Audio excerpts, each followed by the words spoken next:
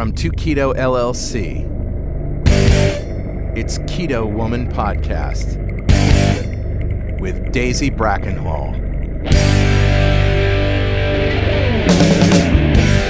Hello, Keto Lovelies.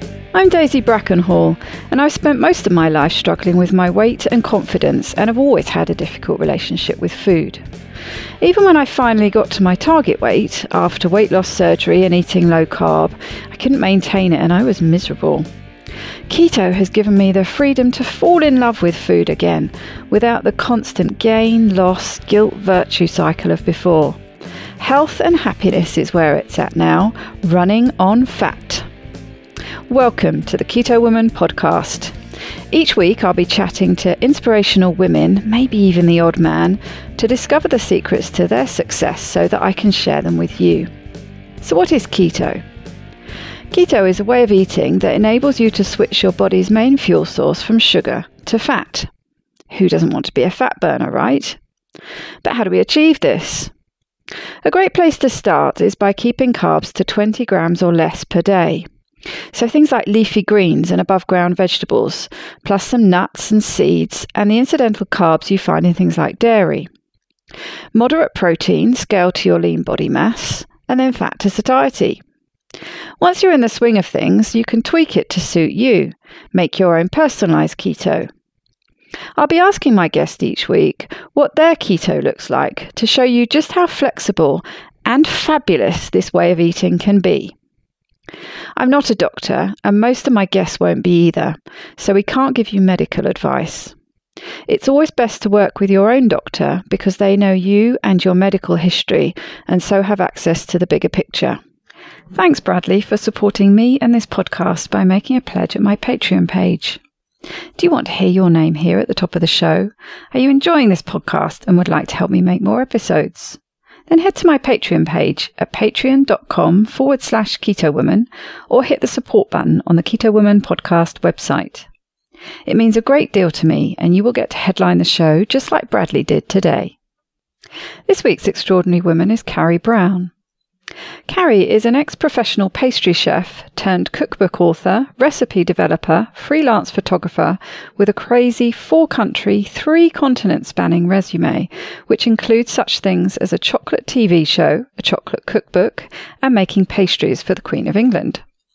She trained at the National Bakery School in London and has now turned her pastry chef talents to creating scrumptious keto low-carb food to help the world eat smarter, live better, and put the healthy back into healthy.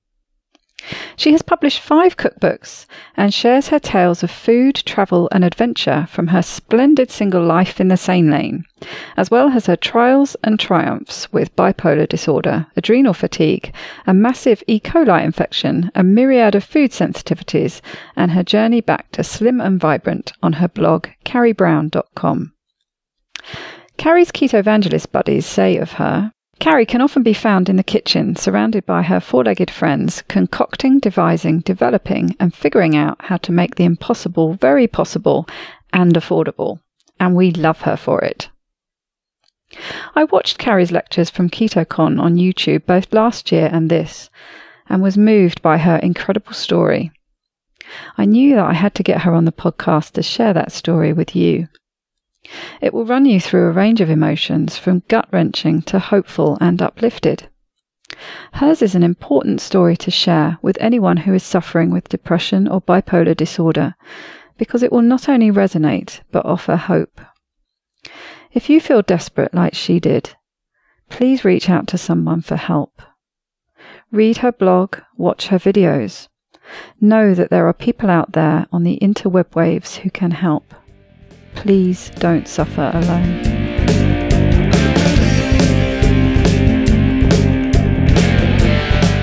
Welcome, Carrie, to the Keto Woman Podcast. How are you doing today? I'm doing great, Daisy. This is it's pretty exciting to be speaking to a fellow Brit. Oh, you beat me to it. I was just going to say that. It's really nice to have a fellow Brit on the podcast. So somebody I posted on Facebook just before we got on the call and said how excited I was about doing a podcast with you.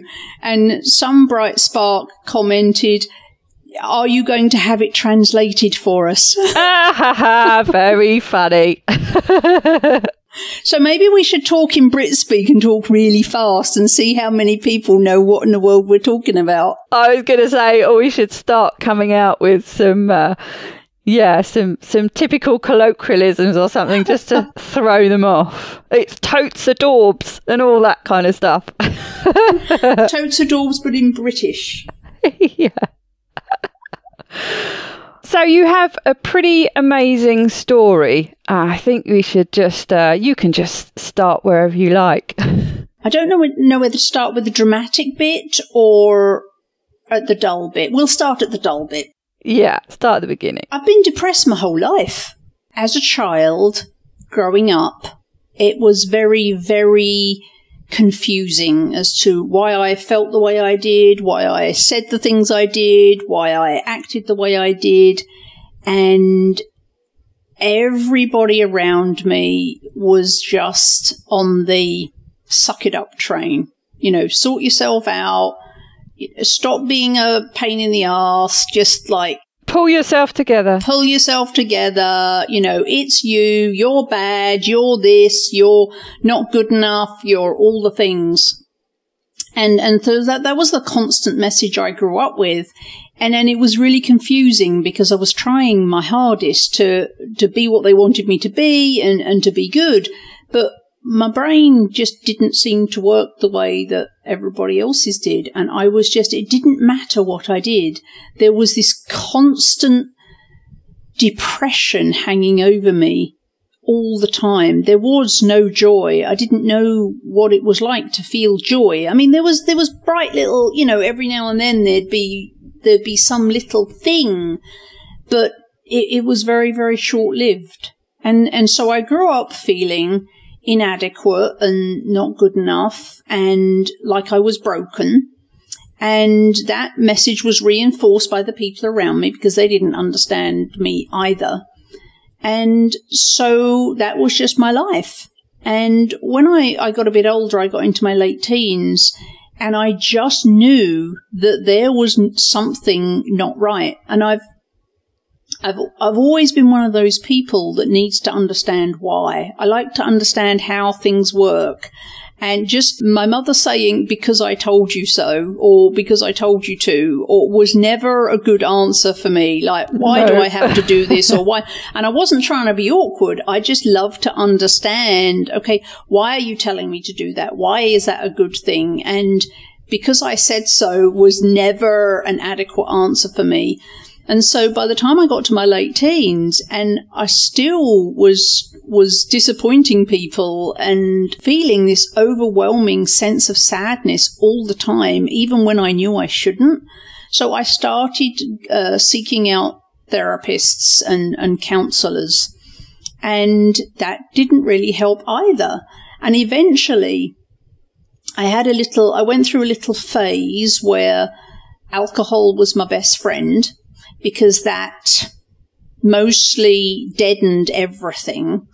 It gave me the ability to feel joy, and I say joy in air quotes because, of course, it's not real joy, but it enabled me to feel something. And but ultimately that didn't work either because, while it wouldn't, and alcohol overall is a depressant, not a stimulant. Well, it's interesting, isn't it, how these kind of things that tend to grow into addictions and coping mechanisms, be it alcohol or drugs or shopping or addiction to food or all sorts of things. Some people, I guess people who don't really get it, see it as a pleasure-seeking, hedonistic type thing. But actually, more often than not, it's more a case of trying to dampen out the pain that you're feeling, isn't it? So it's right. It's just pain avoidance. And for me, it was like alcohol for a short burst of time brought me up to normal, brought me up to where everybody else was normally, naturally. But of course, you do alcohol and then you need increasing amounts of it to get the same effect. And then one day I nearly died. doing that. So my intellect kicked in, and just like, if I keep doing this, if I keep hanging out with this amount of alcohol all the time, I'm going to die. I was drinking at the high point. I was drinking a bottle of port a day, which is a lot. Interesting choice, port. I was expecting you to say vodka or something there. Well, but you see, port is, and I am a complete sugar addict. Yeah, very sweet. And port is incredibly sweet. So it hit two things. It hit the alcohol, and it also hit that syrupy, sugary sweet that just made me at least feel happy, even if it wasn't genuine, even if it wasn't real. Interestingly, I wonder how much was the alcohol and how much was the sugar? Yeah. In bringing you up to that level. Yeah, that's really interesting, actually.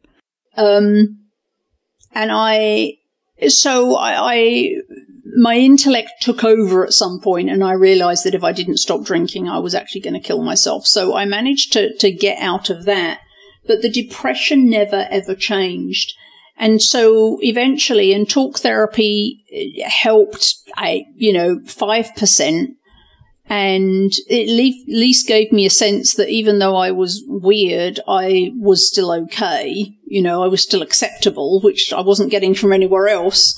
So there was that. And I realized that just like I'm broken and I can't be fixed, and I'm just going to have to figure out a way to get through life being the way I am. There's nothing I can do about it. I'm just going to have to learn to live with it. So I got really, really good at putting on a game face and just faking my way through life, just to, not to be fake, but just so that people would stop whining at me all the time about being sad or whatever. You do what you have to do to stop the negative feedback.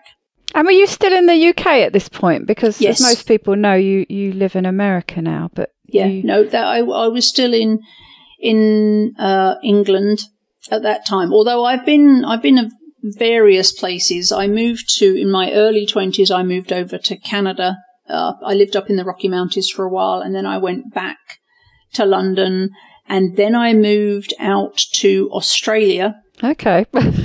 And I lived in Perth, Western Australia for a while. But I honestly think that the travel, the moving to tens of thousands of miles away was part of my trying to escape from trying to figure out, what is it about me? Maybe if I move here, it'll be different. Just constantly trying to find something that would stop this depression, and also, get away from the people that were keeping me down, as it were, weren't trying to help me, were just you're broken, you're not good enough, these feelings of inadequacy. And I think that the travel was in large part trying to escape the negative, but also trying to figure out if there was something magical that I would find somewhere else that would stop this depression.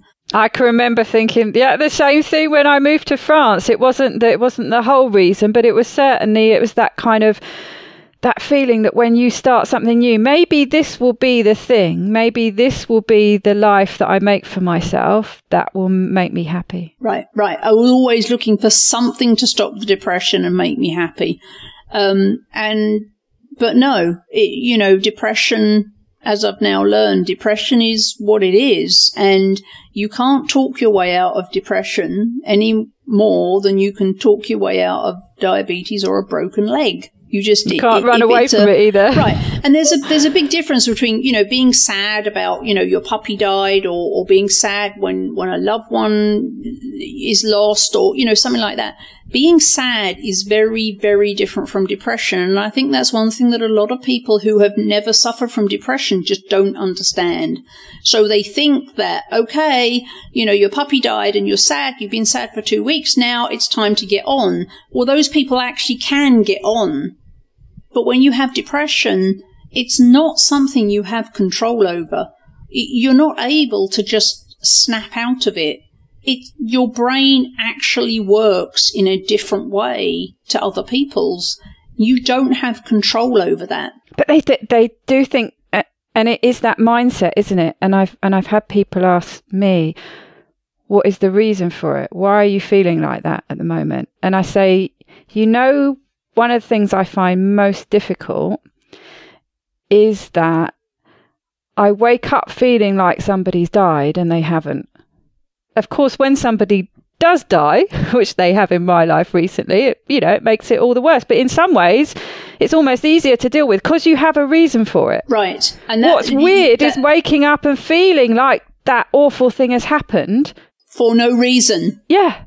Right. And I think as you know, I just did a presentation at KetoCon 18 in Austin. And that was one of the things I said was, it makes no sense because you have this, there have been times in my life where I've had an absolutely glorious life. I mean, doing, pastry chef. I'm a pastry chef by trade. So I was a pastry chef in Perth, Western Australia. And I just life was extraordinarily awesome.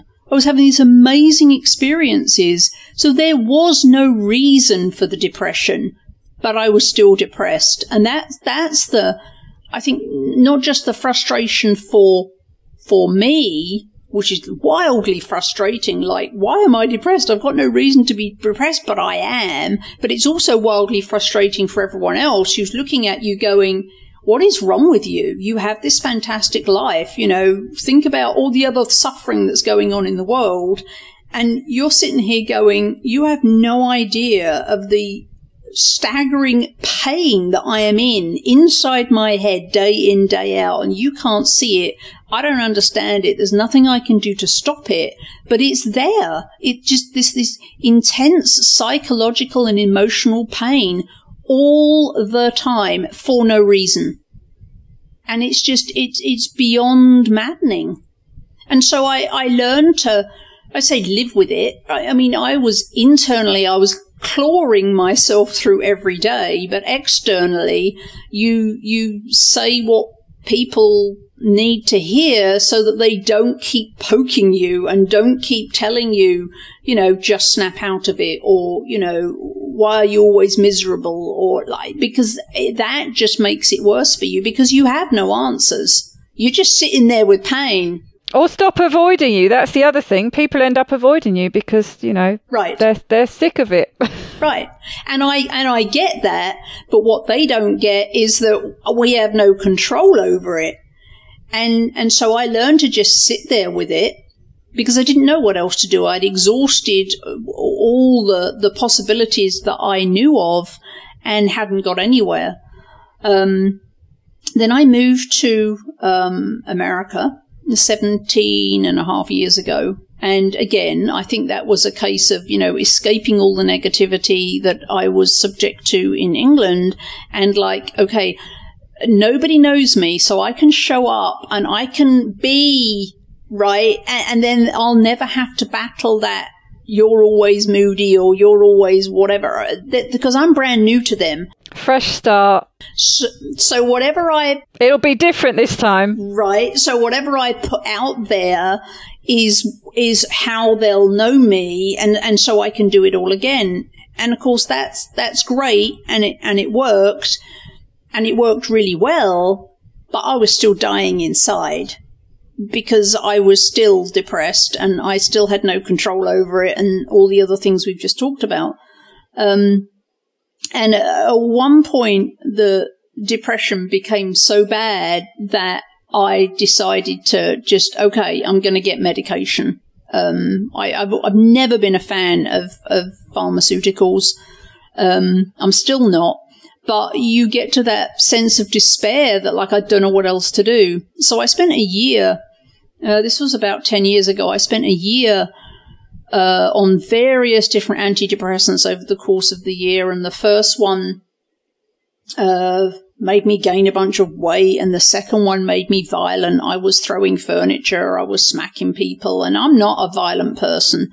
One of them made me suicidal, and then the last, there was another couple in there, and then the last one they put me on was one of the very old-fashioned tricyclic antidepressants, and they put me on it. And I'm laughing because now it just seems like it must have been a comedy. I had panic attacks 24/7 for 6 weeks. I mean, I was in a permanent panic attack for 6 weeks. I didn't sleep for 6 weeks. I literally thought that I had lost my mind. I thought I'd gone crazy. Well, I mean, it's one of the most effective forms of torture, isn't it? Sleep deprivation. It was, yes, it was, I can't even describe how awful it was. And at the end of 6 weeks, and when I say I was awake for 6 weeks, I was taking double doses of Ambien and couldn't sleep. I mean, I was taking enough Ambien to knock a horse out, and I was awake all night, every night, all day, every day. It was, and I was exhausted, but I couldn't sleep. And I literally thought I'd gone mad. I'm amazed you got through it alive. How did you survive that? I don't know, and then one day at the end of 6 weeks, I'm just like, okay, this is BS. I'm coming off them all, because if I don't get some sleep soon, I'm literally going to do something stupid. I'm just going to stab myself because I can't do this. And so I took myself off everything. And then again went back to this, okay, so there is nothing that can help me. So I'm just going to have to figure out how to survive with this being my state of being. And so it went on like that for until 2013. And then I had a mental break. And that's a whole story in itself, but I'll cut it short. It involved the police and handcuffs and an armed guard and being handcuffed to a bed at the hospital. And I almost was committed. What started this was my therapist called the police and told them that I was suicidal. And so the police came over, and then this whole nightmare of events happened. Right, I guess they have to. It's part of their protocol, isn't it? I seem to remember, actually, when I started some sessions with a counsellor, and it was one of the things he read out to me. Yeah. Was that he had the right to contact somebody if he felt like I was going to harm myself or other people. Right. So, and now I'm grateful, but at the time, my therapist was like, went straight to the bottom of my Christmas card list, because it was just like, because I'm in the hospital, I'm handcuffed to a gurney, I'm under armed guard, and there's a guy there telling me that they're going to commit me, which means that for 2 weeks, you're locked up for 2 weeks. And I'm single, and I have 5 cats, and, but there's no one there, like, what's going to happen? My whole life would have imploded, right? I have no way to contact I just wouldn't have shown up for work for 2 weeks. I had no means of contacting anybody. I just literally would have disappeared. After that 2 weeks had been over, it would have been like, what life would I have come back to? And that's their set sort of minimum time. They lock you up. Oh, wow. So, I've got 5 cats at home that would have died of starvation. Yeah, that would have been my major concern as well. Oh, my God. Right. I would have been fired from my job. With no job, I lose everything, right? So, because I'm a single girl and there's no family, there's no anybody. So I was absolutely terrified. And so I managed to persuade them that I was safe enough that I wouldn't harm myself in order to get out of the hospital, because being committed would have been the end of life as I knew it. I was going to say, how did you do that? Because they must be used to people coming up with some kind of excuse to get out of that. I was very lucky, because this happened in the middle of the night. So I think they took me to the hospital at 9 p.m. So this is like 1 o'clock in the morning. And luckily for me, in Washington State, where I was living at the time, you have to have the county assessor has to come from wherever they are in King County, and they have to come and assess you before. That's the person who kind of signs the committing paper. Right. And because it was the middle of the night, it took her 5 hours to get to the hospital. And so I had 5 hours to kind of mentally get myself to the point where I could pull off an Oscar-winning performance. Get your game face back on. Yeah. Right. Get it back on to the point to persuade them. So I had 5 hours to get my intellect to kick in so that I could, come across as being a normal, rational person. And so I managed to get myself out of the hospital. And, but one of the conditions of me coming out was that I had to go in for a psychiatric evaluation and diagnosis.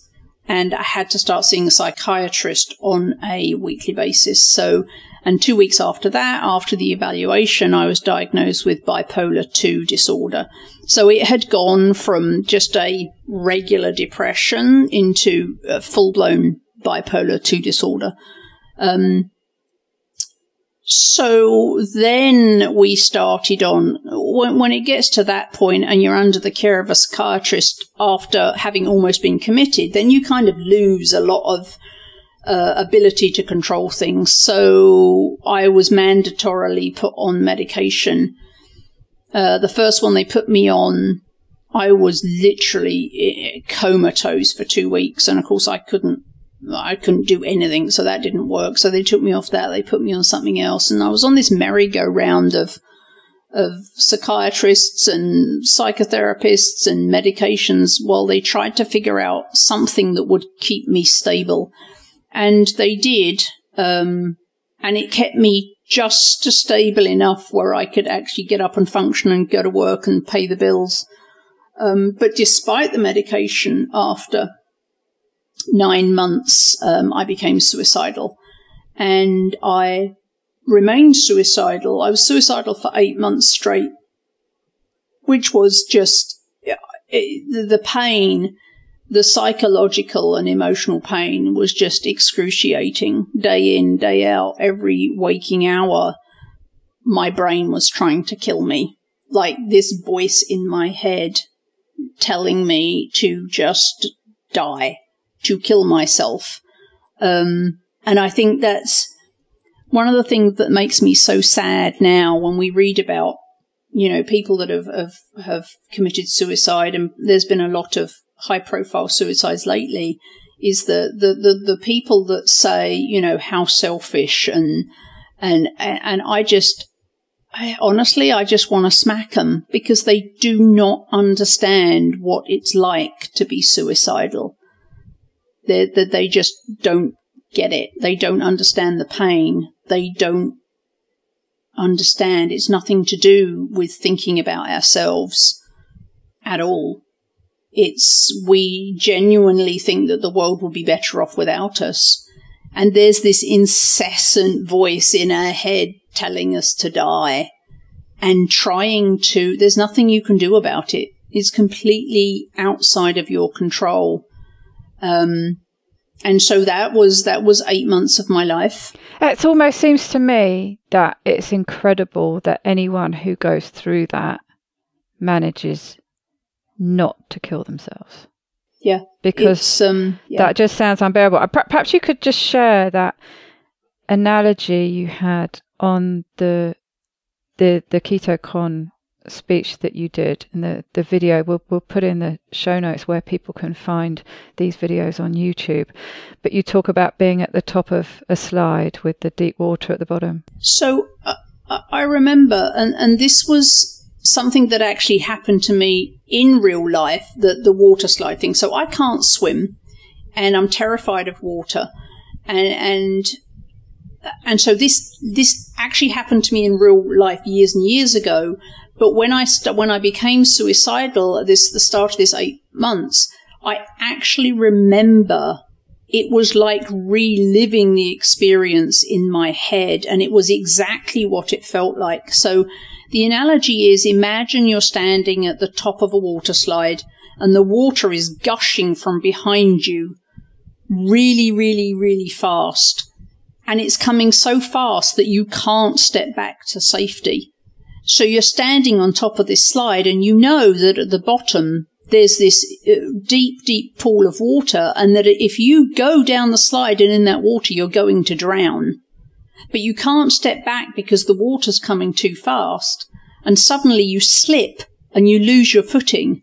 Because before that, you've been desperately trying to fight against the water and stop from slipping. Right. But then you slip and you're going down this slide and the water is coming faster and faster and you're going down the slide faster and faster and there's nothing to hold on to and you can't stop yourself because the water's so fast and so strong and the sides are so slippery and there's nothing you can do about it. And even though you know that you're going to find yourself in that pool of water at the bottom and you're going to drown because you can't swim, there's nothing you can do about it. And that's how it feels like. That's exactly what it felt like for me those 8 months when I was suicidal. That was what was going through my mind the entire time, along with the voice that was saying, it would be so easy. This pain, you could make it stop. You just take the tablets, just swallow them, and it would all be over. And there'd be no more pain. And there'd be no more suffering, and you'd be free. And, when you live with that, like every waking minute of every day, it's just like, it's so hard to fight that and to hang on because you know that committing suicide is wrong, but it just becomes impossible to just keep on going. I was having a conversation with my sister about trying to understand what people go through to make that decision. There have been a couple of suicides. She lives next to a railway, and a couple of people, including a 14-year-old boy, thrown themselves off the bridge that goes across the railway in front of a high-speed train. And she was saying, and I don't know how often this is true, but she was saying quite often people have had this really, really awful patch and have started to come out of it and started to get a bit better. And that is often actually when, perhaps because they have a bit of a relapse, that's quite often when it happens. So it can be quite surprising to others because you think they're getting a bit better. And I know a friend of mine, and that's exactly the pattern that he fell into. And we were wondering if it's maybe because you've felt you've been in that deepest, darkest place for a time. You start recovering and then it starts slipping back and you're so scared of it getting back to where it was before, the really, really worst possible place, that you just can't face going there again. I don't know. Presumably there are so many different avenues into it, but it was an interesting thought. Yeah, and I think another thing that I thought of when you shared about the little boy who threw himself in front of the train, another thing that's true is for a lot of us is that when we hear about people who have taken their own lives, it can be a massive trigger for us. That sense of what the peace we would feel if we did that too, that all the pain, the nightmare would stop. Mm-hmm. But I don't think people realize they don't. I don't think they don't. They do not realize what the level of the psychological and emotional pain that people who have suicidal ideation are going through. And what stops you going all the way down that slide? Is it somebody throwing you a lifeline? Is it some kind of something that comes in to divert you from getting to the bottom? I suppose it can be a number of different things, but what stops you once you've started going down that slide, hitting the bottom? Planning. What am I going to do when that comes again? And just having enough of your intellect left intact that you could force yourself to call a friend or get in the car and leave the house or something like that. So I think we all have different strategies. For me, and I don't want to say it's harder for me than anybody else because it's horrible for anybody going through that. But of course there's nobody at home. I had more opportunity because there was no one there. There was no one there to see it. There was no one there to stop me. So, but I did things like, so my MO would have been tablets. So, I couldn't have any tablets at the house. So I went around the house and I cleared them out and I gave them to my girlfriend who lived down the road. And so that I created a gap where for me to actually commit suicide, I would have to have got dressed, left the house. I mean, there was I didn't have the tools that I needed there. And so that is the hope that buys you enough time to go do, to go visit a friend or go to the hospital or go do something that will interrupt you from actually being able to carry it out. I think you talked about binge watching Netflix and things, just something to distract your brain enough to stop you thinking. I did, and there was, and I don't know why, but if you've ever watched the series House, for some reason, House just engaged my brain. And I think part of it was that the main character, and I resonated with him so much because he was like the male version of me. And so I think that somehow engaged my brain just enough to keep me occupied so that I could get through the waking hours and then go back to bed when, of course, there's peace when you're unconscious. And so actually, binge watching House was one of the things I did to get through, which sounds ridiculous, but when you're in that state of mind, you do whatever. You do whatever it takes to keep you alive. And so that did, on my part, needed some planning. Like there were no painkillers. There were no medications of any kind in my house, which forced me to put a buffer between the suicidal thought and actually being able to do something about it. And I'm sure that other people have different strategies. And of course, most people live with someone, so that can be helpful if they're aware. But most people had absolutely no idea that I was even depressed, let alone suicidal, because at work I had developed a persona of being a little ray of sunshine, and I would go in and I would play the part like a clapping seal at Disneyland, SeaWorld. That was me, but inside I was dying. But you do what you have to do. And so what happened? So most people had no idea. My boss, actually, just outstanding human being. My boss, I told my boss, which maybe especially in America is like that could be a really career limiting move. I was gonna say. To tell your boss, one, that you have bipolar is just like, that could be seriously career limiting. And two, to tell them you're suicidal but we just clicked as people, and he knew, and he came, and I was there late one night, and he came and he stood in my doorway and he leant against the doorway and he said, "It's really hard seeing you like this."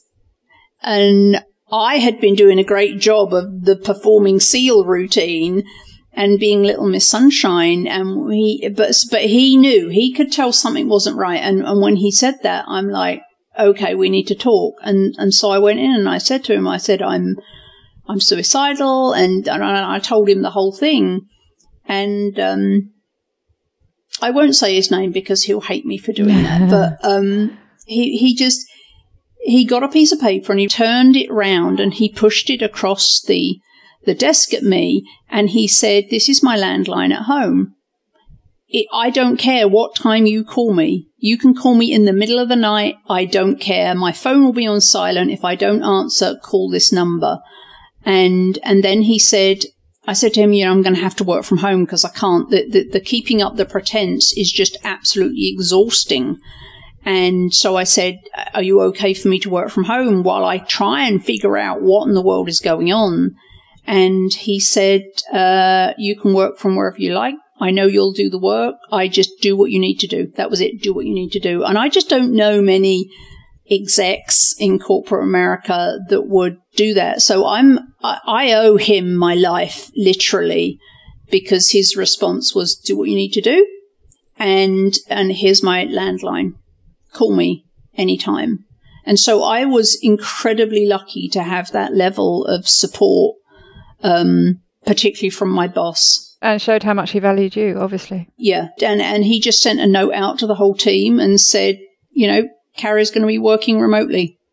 That's it. No explanation, no nothing. Just like, you don't need to know. This is what Carrie's doing. I'm good with it. Carry on. But that was the point at which I started calling bullshit. Because I was on these medications. I'd been suicidal for, I think, like 6 months straight at that point. And I'm like, nobody's asking the right questions. There's no critical thinking going on. Nobody is asking, why am I bipolar? No one is asking, okay, why did she suddenly have that mental break? Why has her depression gone to bipolar? Like, nobody was asking that. The psychiatrist wasn't asking that. The doctors weren't asking that. And I'm like, why am I the only one that's doing any critical thinking about this? Like, why am I the only one that cares why? So that was my childhood why kind of reared up, and it was just like, it saved me, because I was like, I want to know why. Do I have bipolar? Is it genetic? Is it environmental? Is it food?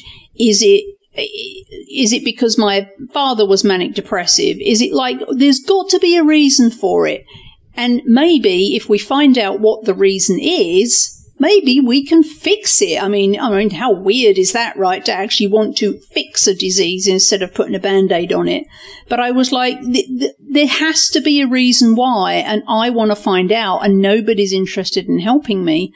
So when my boss gave me the okay to work from home and so not have the pressure of having to perform publicly while I was trying to deal with all this. Yeah, that's what I was going to ask. So, so what happened to make the change? Or the previous question about what happens going down that slide to stop you from getting to the bottom? It sounds like it was two things. It was him giving you that breathing space to just come off the track you were on, and then, as you say, your intellect and your why kicking in that space that he enabled you to have, to start thinking, right, I'm going to get to the bottom of this. Right. It was just life was literally unbearable, and I'm like, I can't live like this. I literally can't live like this anymore. So I fired everybody. I was working from home permanently. I worked from home for 7 months. But I said to him, I'm going to do whatever I can to figure out what's going on. So I fired everybody. I decided to start with genetics, because genetics is absolute. Whereas, environment and all those other things are all variables. I'm like, let's look at the genetics. Isn't it one of those illnesses, though, manic depression, that is inherited a lot? It is something that is very often genetic. Right. So one, because I have a manic depressive father, and a lot of other things that he has, I have. Like, he had psoriasis, I have psoriasis, he had migraines, I have migraines. So there was all these things that were... So I decided to start with genetics, because I'm like, genetics are what they are. There's no variables there. So I sent off for my DNA, and I got the file, my genome back, and I put that through various online tools which give you a more consumer-friendly readout of what all the gobbledygook means. And I discovered that I have a genetic mutation called MTHFR. And somebody had mentioned that to me a few years earlier. A friend of mine who's now at Bastyr University in Seattle studying to be a naturopath had mentioned it to me a few years earlier, and I just didn't know what she was talking about and didn't have any connection anyway. So I started researching on MTHFR and discovered that a mutation in that gene causes an unholy number of symptoms and diseases, one of which is depression and bipolar. So I knew that I had this genetic mutation. At the same time, I bumped into a doctor on Twitter, and we struck up a conversation. And I talked to him about my bipolar, and he said, I think I can help you. And it just so happened that he was in Seattle. He was 11 miles away from me. So I went to see him, and he said, I want to put you on a ketogenic diet. And his reasoning was that the ketogenic diet was originally developed to help children with seizures, and it was very successful in doing so. Well, the antidepressant that it wasn't an antidepressant. The medication I was on that was controlling my bipolar to an extent at the time was lamotrigine, and that is actually an anti-seizure medication.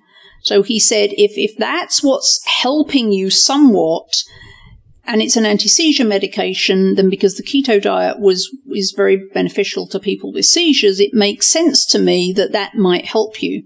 So he put me on a ketogenic diet. That was almost 3 years ago. So in 2015, he put me on the ketogenic diet. I got my DNA done. I also had a massive number of blood tests done and food sensitivity tests, because I was testing everything. I was like, I'm going to get to the bottom of this. And so I literally had to go and give blood 3 days in a row, because that's how many tubes of blood they needed to do all this testing. So I went and had all that done. So I went on the ketogenic diet mid-July. September 1st, I had got all the tests done, and I went to see a naturopath with all the DNA and all the test results and everything. And then she put me on, because I knew I had the MTHFR, but I didn't know what to do about it. And so she put me on methylated B vitamins and a bunch of other supplements, and we looked at all the food sensitivity tests. I was sensitive to just about every food known to man. I had horrible leaky gut. We discovered that I had a massive E. coli infection in my gut, which I didn't know about. So there was all sorts of stuff going on.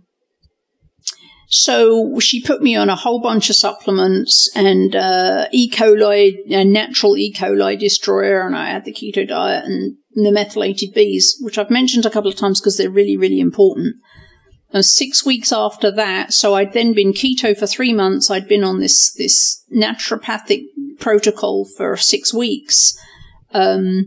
My doctor said, you can come off the lamotrigine. And I was terrified. And I said, well, I'm not going cold turkey, because when I ran out one weekend, I nearly died. So I'm not going cold turkey, but we tapered it off. And I think it was over a week or two. And I came off it, and I have been completely unmedicated and have had no symptoms of bipolar disorder for 2.5 years now. That's incredible. Absolutely incredible. And so when you started and you mentioned this correlation between the medication being anti-seizure and the ketogenic diet having the same impact, did you go on that type of ketogenic diet? So the specific ratios? Yes. So for the first 3 months, yeah, it was for the first 3 months, it was, and the doctor, I'm sure a lot of you have heard of him. The doctor was Ted Naiman, right? Was my doctor. And he was, and normally, for people who are just doing keto to lose weight, it's just like, don't pee on ketone sticks. You don't need to. You don't need high ketone readings. If your ketone reading is higher, you don't lose more weight if it's more purple. Like, stop chasing purple ketones. Yeah. If you're in ketosis, it's enough, right? You don't have to, have black on your ketone strip. You don't. Stop it. But for me, Ted was like, eat fat. I mean, you want that color on your pea stick, you want that to be as dark purple as you can get it. But that was because I wasn't. There's a reason for it. Right. I wasn't trying to lose weight. We were trying to like bathe my brain in fat. And so I was chasing purple ketones, but that was for a completely different reason. I did lose 10 pounds in that first 3 months. But that's it. Then it stopped. So yes, I was doing it therapeutic keto for the first 3 months, like stupid high fat. It was complicated by the fact that when we looked at the food sensitivity lists and took off everything, what was left, we took out the things that weren't keto, it left me 9 things. So I ate 9 things, just 9 things for 3 months. And what were they? I don't remember all of them, but I know one was duck. Duck. One was duck, which I was just like, yes, you know, oh, I have to eat duck for 3 months. What a shame. Nice bit of duck confit. Yes. So that's where I live. The area of France I live is all about Duckville. Duck products. Yeah. So I'm very, very familiar with that. Like, oh, I have to eat foie gras for 3 months. Oh, no. Darn. So, bison or buffalo was one. I could eat that. Pork, duck, macadamia nuts. So even things like beef were off the table, were they? Oh, no, but yeah, beef was off the table. Chicken was off the table. Oh, goodness me. Lamb, I could eat lamb, which is awesome because super fatty lamb is great for... So lamb and duck, fantastic for keto. So, you know... and I can't remember the other things, but I couldn't just eat 9 things. I had to rotate them because if you have leaky gut, if you eat something like a lot, like 3 days in a row, you're going to make yourself sensitive to it. Oh, so you have to rotate everything as well so that you're not eating too much of one thing at any one time, which would set up another sensitivity. So it was a thing, but I was so sick of being sick that I did. And I'm very hardcore. I'm very black and white. I'm not a grey person. So I'm like, if I'm doing this, I'm doing it. And so that's what I did for 3 months. And as I say, have been completely unmedicated for 2.5 years, and I've had no symptoms of bipolar. Goodness me. So did that change, that hardcore approach? Were you able to start easing up on that a bit after that initial 3 months? It sounds like, you know, you're at a slightly different place now when it comes to food. Yes. I mean, for example, that summer, if I ate an egg, 2 hours later, all the skin off my feet would fall off. What? Wow. It was really bizarre. But I can eat eggs now. But I must admit, this process has taught me not to be crazy about anything. So I'll eat eggs, but I won't eat like 12 eggs in 3 days anymore. I'll eat them, you know, like every third day, maybe I'll have a couple of eggs, or I don't go crazy with anything now. So you carry on implementing that sort of that rotation basis, not eating too much of one thing for too long. Yeah. I mean, it makes sense. It's logical. Yeah. So I'm a big advocate of rotation for anybody, for everybody. Whether you've had issues with leaky gut or not, I think, and it makes sense to me, particularly people who have the MTHFR mutation, and they estimate that 1/3 of the population do. But of course, gosh, that's a lot. Almost most of them have no idea that they do. I think for people with MTHFR, it's really important to do the food rotation and not set yourself up to the possibility of a food sensitivity through overeating it.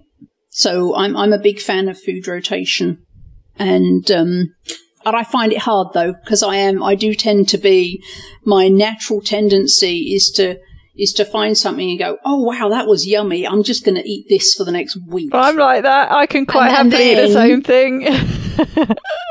And then I'll find something else and I'll go, oh, that's lovely. Oh, and then I'll eat that. And then, so I tend to be very like, oh, over here, and then, oh, over here. But then I'll stay there for a while and do nothing but that. Yeah. And that is not good for me.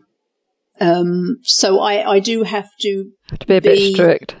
I do still try and do the not strict food rotation. I just try not to eat the same thing, you know, more than a couple of days in a row. and then I'll have a gap, and then I'll eat it again, and I don't go mad anymore. I quite like, and I mean, you probably find this being on your own as well, that it's very difficult just to make single portions as well. So, yes, you're making, say, I don't know, say you want to make a batch of pulled pork or something. Well, it's almost impossible to make a single portion of that. So you're going to make a decent sized batch of it. So and then eat it all week. Yeah, and eat it all week. Right. But and then you do run the risk of getting sick of it. I find that I portion it up and put some of it in the freezer, and especially when it's something delicious, it's actually nice to have that to look forward to another time. So once I get organised, I build up quite a nice rotation of ready meals to pull out the freezer, which is nice. Feels a bit spoilt. I just have happy neighbours.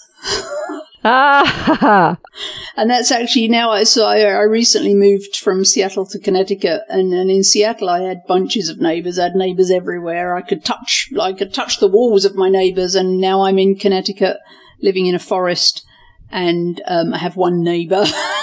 So a very lucky neighbour by the sounds of it. A very lucky neighbour. Well, actually, it's been chaotic. I only moved here a few months ago, so I've been in chaos ever since, and as I want to do, I moved in, and the next day demolished my kitchen. So I haven't been.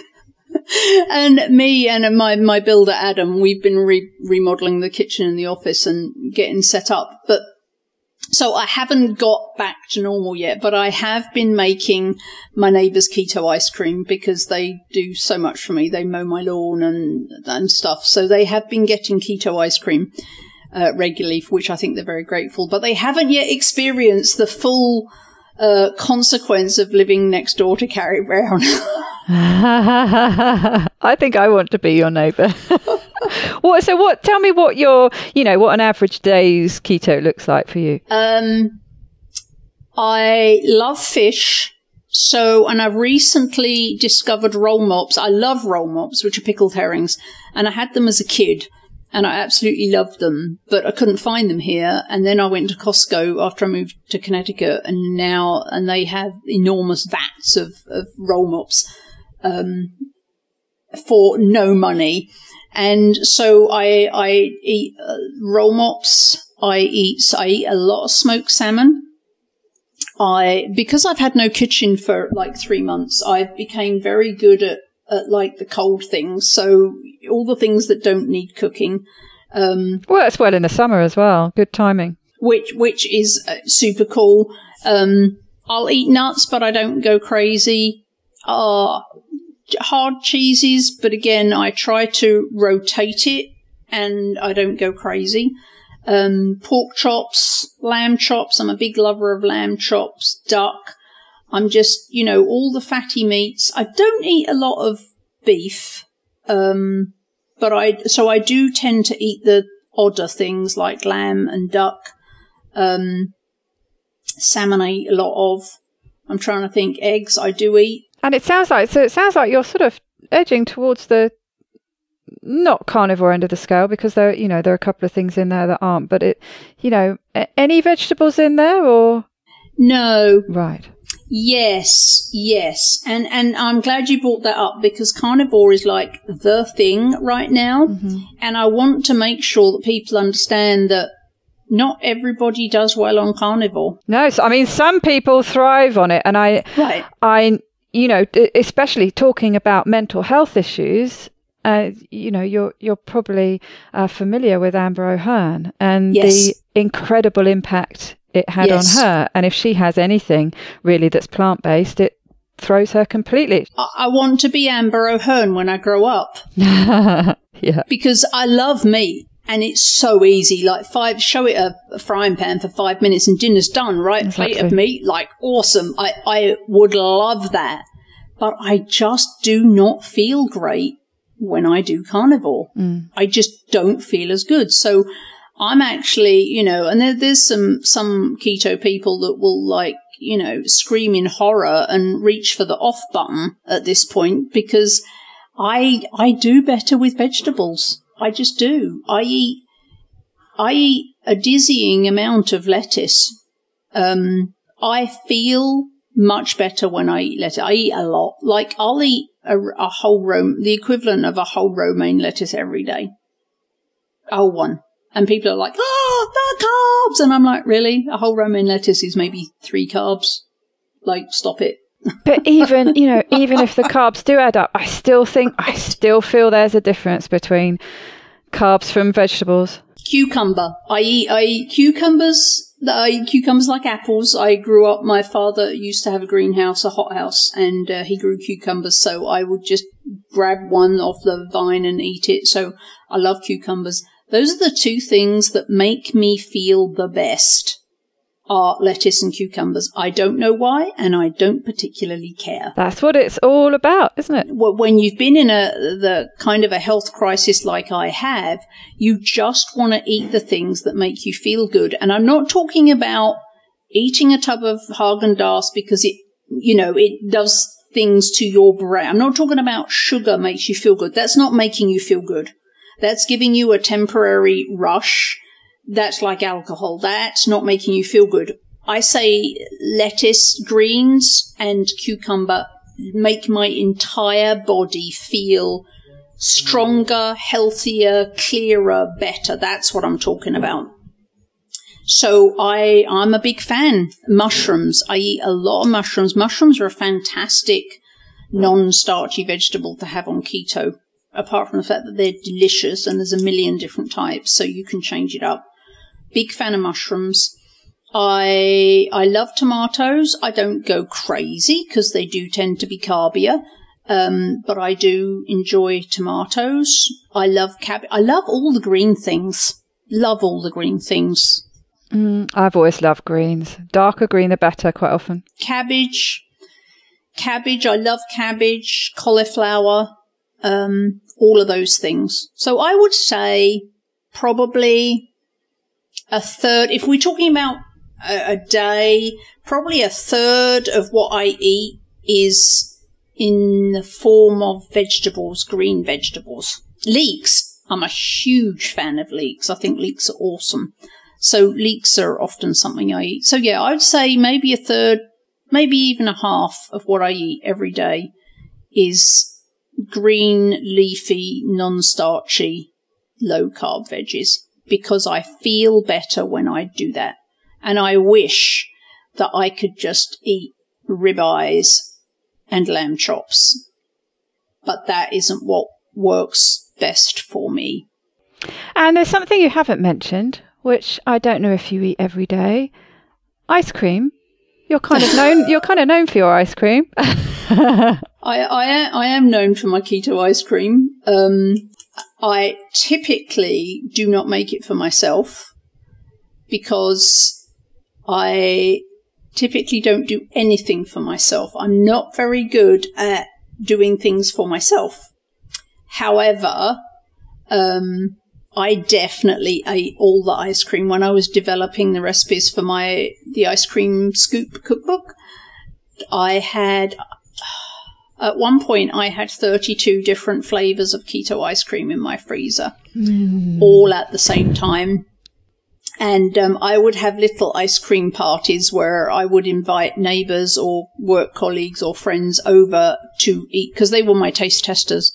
So they would come over and sit in my kitchen and we'd eat ice cream for a meal. Trouble I find with ice cream is moderating it. And obviously it's less of an issue when it's keto ice cream because it's keto ingredients, but I don't make it too often purely because I just can't stop eating it. It's so delicious. I do find that, and most people report that they find one scoop of my ice cream is enough. It's a lot more satiating than regular ice cream because it's not full of sugar. And oh, that's a challenge. That's a challenge. So most people report that they have one scoop and they're like, that was fabulous and I'm done and I can leave it now. Or we have other people who portion it. When they've churned their batch, they'll put it in little Pyrex or little one, or you can actually get the little individual portion tubs. But as I say, most people find that it is self-limiting. which is handy.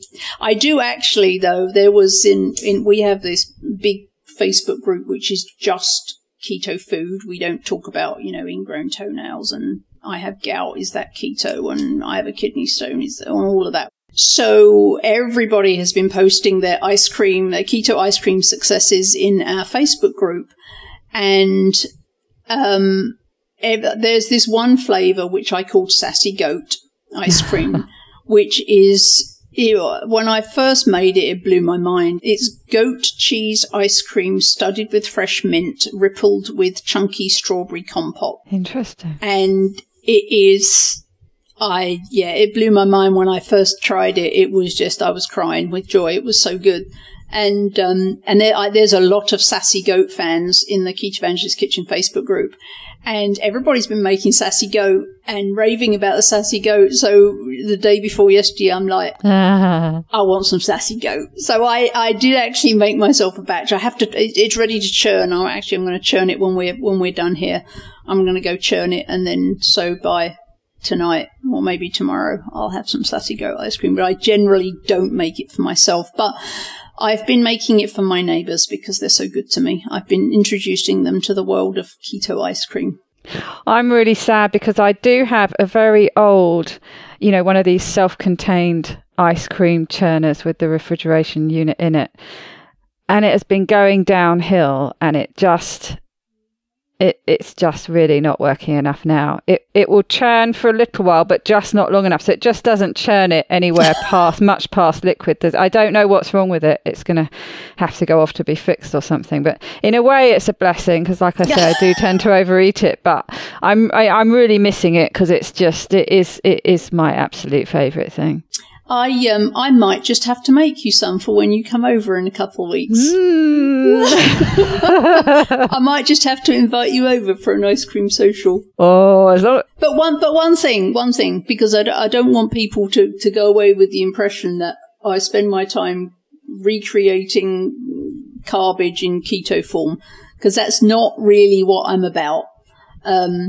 I was famous for ice cream before I went keto, so I've just transferred that skill into the keto world. It fits quite nicely. It's not like, I wouldn't say it's one of these making typical garbage keto as much as some of the cakes and biscuits, cookies. Yes. British biscuits, those kind of things. It doesn't have the carb count of those kind of things, does it? It also has a lot of super healthy fats in it. But just so people understand, I don't spend all day trying to recreate garbage. Most of my focus is on creating the keto food that you actually need for day-to-day life. So, I wrote, one of my cookbooks is crock-pot. There's just crock-pot dinners. There's 2 desserts in the back, right? An entire book of savoury dinners and then 2 desserts at the back. So it's not like I think you shouldn't eat dessert or not like I think you shouldn't eat them, but I do think they should be a treat, even though they're technically keto. So that's not what my focus is. My focus is on helping to feed people fabulous day-to-day food that they can eat. One of my other books was the Keto Soup Bowl. So soup recipes, there's no desserts in that at all. So just in case people think I'm just over here making ice cream, it's what I'm most famous for, but it's the smallest part of what I do. My focus is actually just trying to help mums and dads and busy people get fabulous, tasty keto food on the table, every day of the week, not just things that you can eat as a treat. Treats are good, but not for living. Exactly. Like you say, yeah. No, they're the clickbait items, aren't they? They're the things that when people see a picture, they're the ones that really create the most interest, but actually they're not the things that we live with day to day. And I've made I have a sour cream and chive biscuit recipe that is just by far the most popular recipe on the blog, and people absolutely love it. And that's awesome. And it goes great with the soup recipes, but it's a side and it's a treat. It's not something that I would ever advocate you eat on a daily basis. No, because you can rack up the carbs pretty quickly with those kind of things. You do get it into your brain that they're keto equivalents, so they're going to be okay, and they are okay. But right, it can be really easy to either eat too many of them or eat them too regularly, and actually, you can get off track a little bit just by overdoing it. Yeah, and I the focus, in my opinion, the focus should be on real whole fresh foods. Mm-hmm. So that's what I spend most of my time developing. And I think I already know the answer to this question, but but do you ever? I certainly do, and I know other people do. Have you ever gone off track since you started down this path to get rid of your bipolar? Have you ever, either consciously or inadvertently, gone off track and found any of those symptoms coming back at all? No. I had a feeling you were going to say that. But going off track is, when you've been where I've been, there's nothing on earth that makes you ever want to go back there. It's just enough. Yeah. I can't go through that again. I cannot go through that again. I can't be in that place. No, I can't be in that place. And I don't even, although I can drink alcohol now, I mean, I don't have any problem limiting it now. And this has been more heightened, and whether that's keto or because the methylated B vitamins fix the physiology of my brain, or maybe a combination of the two, I can limit my alcohol intake, but I found that alcohol literally depresses me. Oh, really? I don't.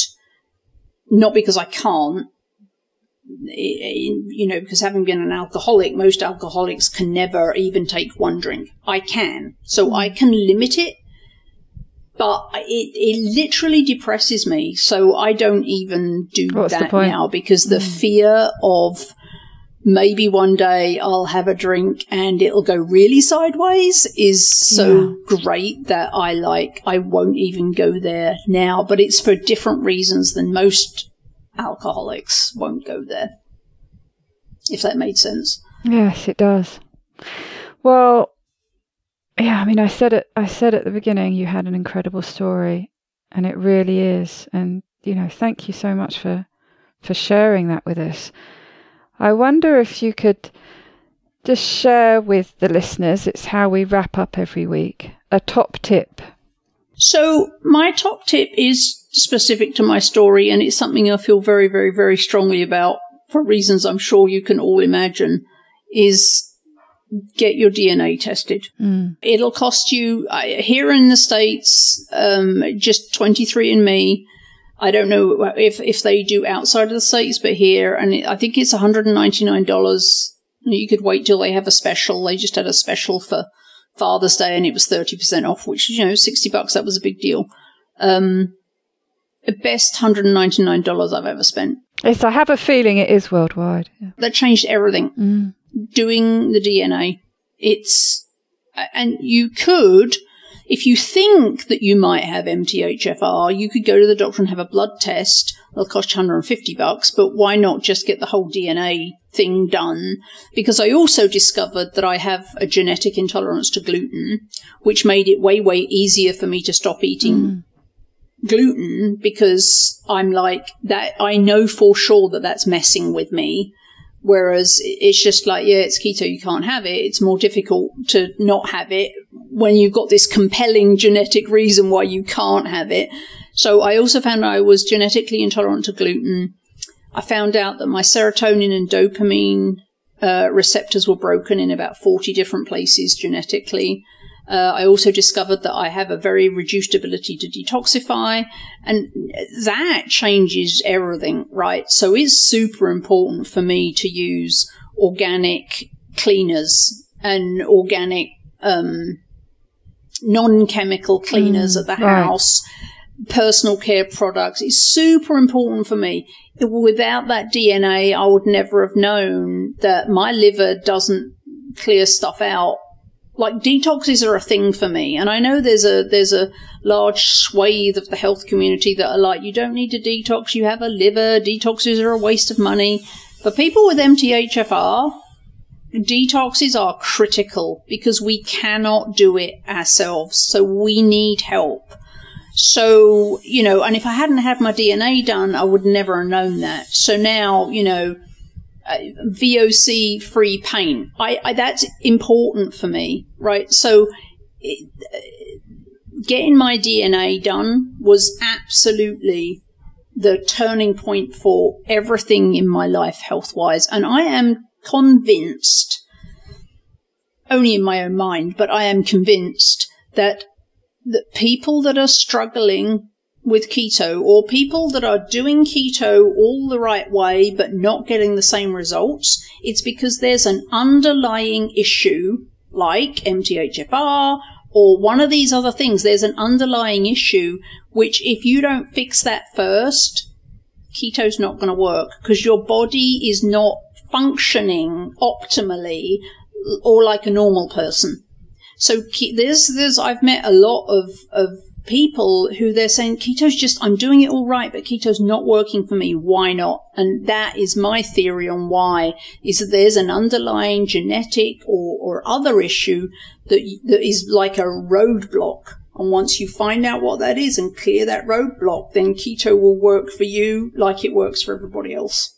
And you mentioned before that you can then go on to plug those results into something else like Prometheus, or I think there are probably other programs as well, can't you, to get a little bit more detail or make more sense of it? Yeah, the DNA, when they send you your genome file, it's like gobbledygook. Right. You can read some big things about your propensity for, I don't know, prostate cancer or, whatever, but it doesn't tell you about your SNPs, the little, and there's a bunch of online tools.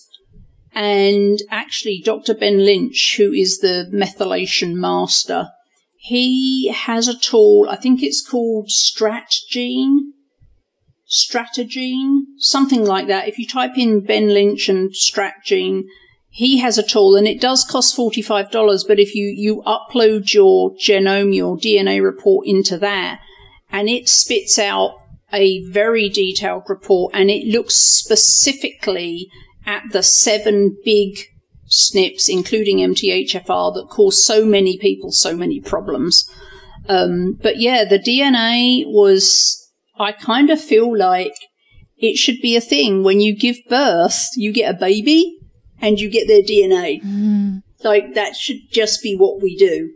It sounds like it. Because then you're just empowering the parents to proactively prevent things from going wrong down the line. That's just my opinion. Is that what it's like? A lot of people saying, that testing fasting insulin should be a thing, a regular test done a lot earlier to start identifying metabolic disorders much earlier, getting them early before they're a real problem. Yeah, exactly. Right. And H1C. H1C should be a thing. Fasting glucose, okay.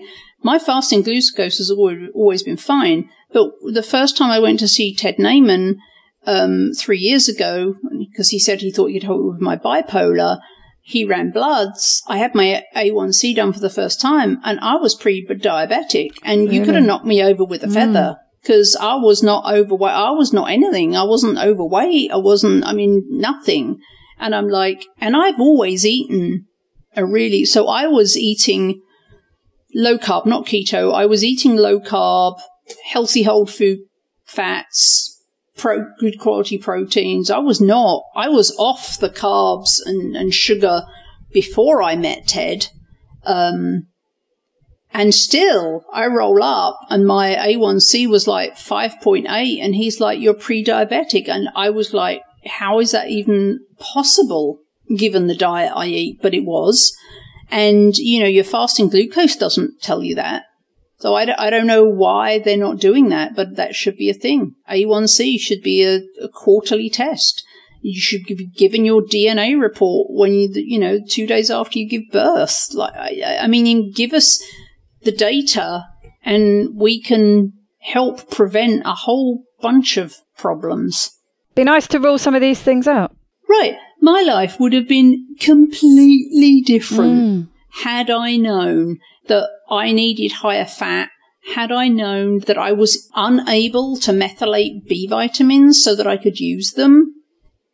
Had I had methylated B vitamins my whole life, everything about my life would have been different and better. Everything. And like you say, if this is a genetic mutation that affects, potentially a third of people, that's a big deal, isn't it? Right.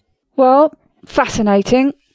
And I absolutely can't wait to meet you in, just a couple of weeks now. Keto First. Now you have to tell me what your favourite flavour of ice cream is. Oh, that's a tricky one. And I tell you what, you're going to sound really boring now, but it always comes down to, and I think that's always the test of an ice cream range in general, is vanilla. If the vanilla's really good.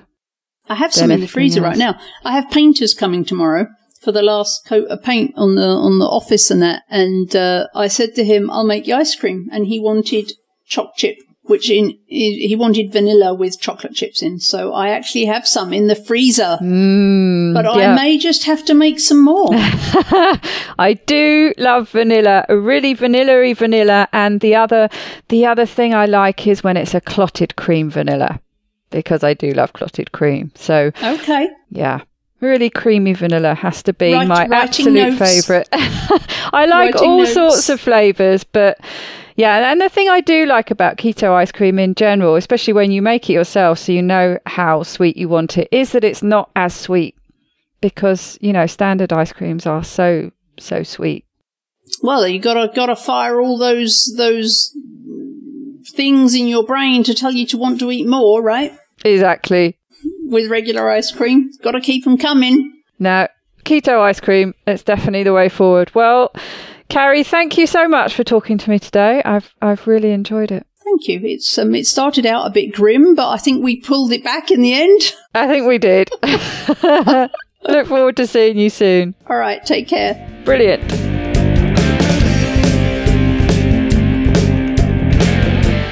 To get the resources and links from the show, please go to ketowomanpodcast.com. Are you my next extraordinary woman? Maybe you've got an idea for a show, a topic you want to hear about. Let me know how I can tickle your earbuds by dropping me a line at daisy@ketowomanpodcast.com. If you fancy joining me on this exciting adventure and want to help me create new episodes, please go to my Patreon page at patreon.com/ketowoman, or simply hit the support button on the Keto Woman podcast website.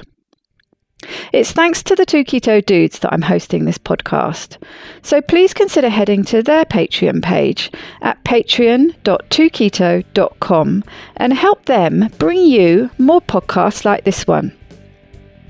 Please help other people hear about and find this podcast by reviewing the show on iTunes and Facebook. Every star and review really does help. It doesn't go unnoticed by me, the people who regularly like, share and comment on my posts. Your support means the world to me. Thank you. This week's end quote is from the late, great Carrie Fisher. Bipolar disorder can be a great teacher. It's a challenge, but it can set you up to be able to do almost anything else in your life. Bye-bye, Keto Lovelies.